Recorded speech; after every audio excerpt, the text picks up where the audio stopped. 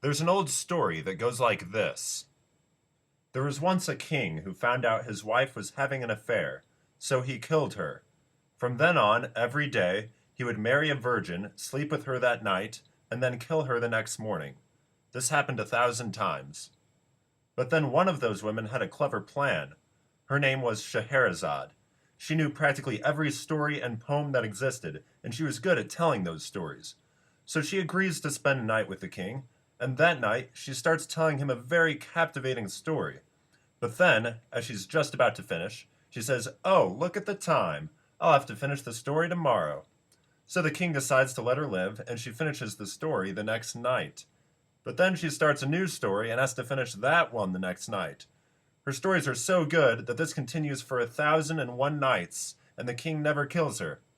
That story collection is sometimes called Arabian Nights or 1,001 Nights. One of those stories happens to be Aladdin, but probably not the Disney version. Sure, do you trust me? What? Do you trust me? Well, anyway, Nikolai Rimsky-Korsakov wrote a symphonic suite based on this story called Scheherazade. Now, Rimsky-Korsakov was a nationalistic composer from Russia. You may remember that we talked about Sibelius several videos back, and he was a Finnish nationalistic composer. He followed some of the German and Austrian traditions of Bach, Haydn, and Beethoven, but he wanted to add his own unique Finnish style too. Rimsky-Korsakov wanted to add his own Russian style. So this piece is a combination of influences from the West, meaning Europe in this case, and the East, meaning the Middle East and Russia in this case. When we think of orchestra music, we tend to think of Western music, specifically European music, as established by composers like Bach, Mozart, Beethoven, Brahms, etc. We can call that classical music or Western art music to be more accurate. Well, that music had a big impact on composers even outside of Europe. For example, Berlioz's Symphonie Fantastique inspired composers like Rimsky-Korsakov to think outside the box and discover dramatic sounds to enhance the stories they wanted to tell. Rimsky-Korsakov was also influenced by the older Western traditions like sonata form. The first movement of Scheherazade isn't a strict sonata form, but it starts with clear themes,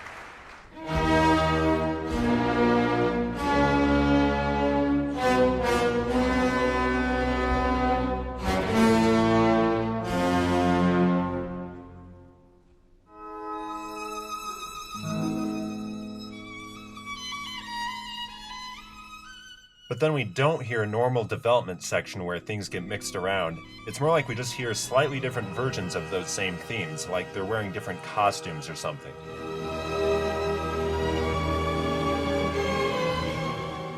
Rimsky-Korsakov wrote Scheherazade in 1888, so what musical era was going on in the West at that time, when it was almost the 20th century?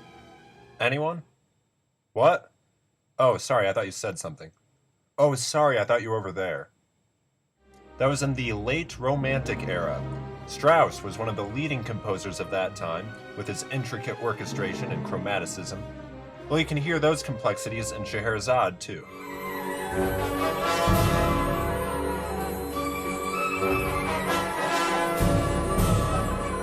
If you were a Russian musician at that time, you were probably thinking, hey, look at all those European composers writing all this great music. We should come up with our own Russian kind of music. Maybe classical music doesn't just have to be this European Western thing.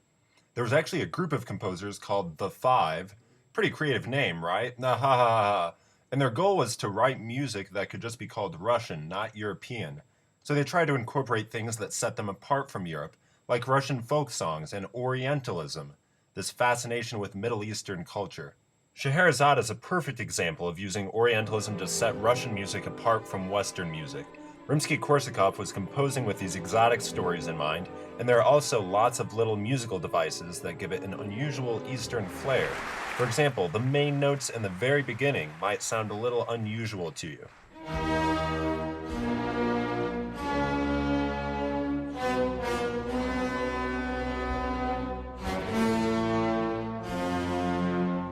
That unusualness comes from the whole tone scale, which had become a bit of a tradition in Russian music. All those main notes are whole steps apart, no half steps. Another example is this Arabic-sounding melody in the third movement.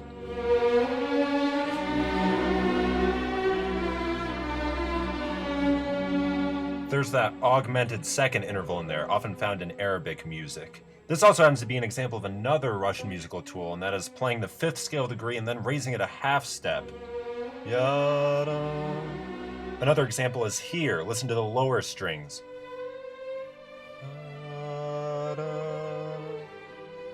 So that's used in Russian music a lot.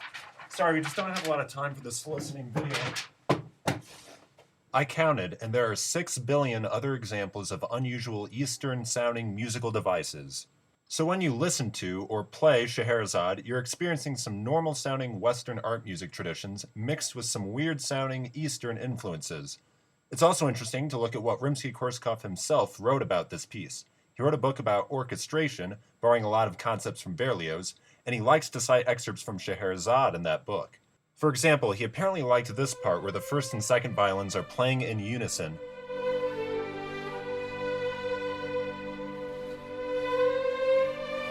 He also points out this passage where the violins, violas, and cellos are all in unison.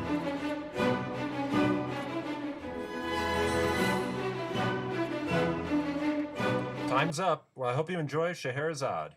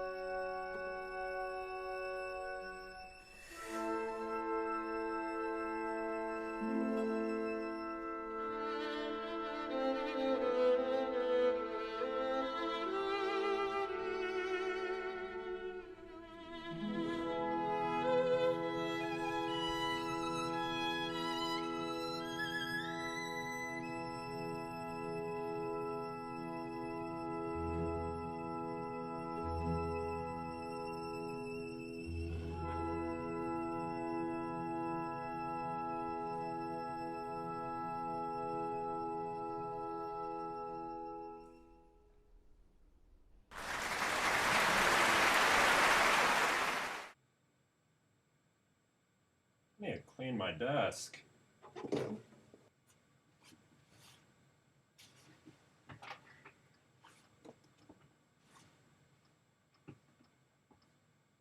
Where am I? Hey, does anyone know what year it is? Oh, sorry, I thought you were over there.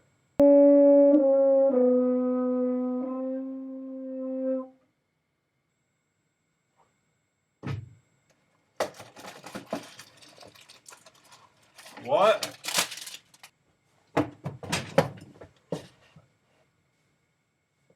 Ow.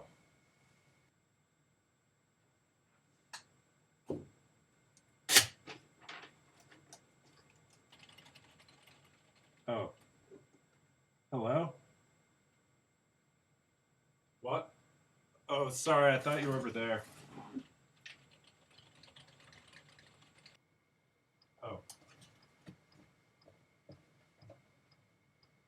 Hello? Oh. Hello? Sorry, I'm just getting terrible reception. Yeah, I'll have to call you back.